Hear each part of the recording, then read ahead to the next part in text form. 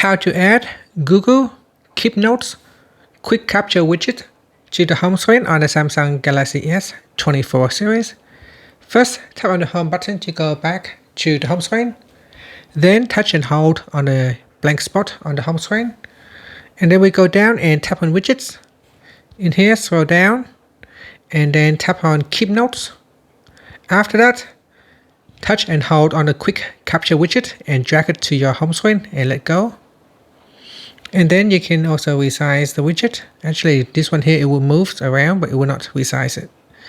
Now, if you want to quickly access one of the features, such as the camera, you can just tap on the camera icon, and that will launch the camera for a quick capture. You can also tap on the Add button to quickly create a new note. Or you can tap on the pen icon to start drawing. And that's it. Thank you for watching this video. Please like and subscribe to my channel for more videos.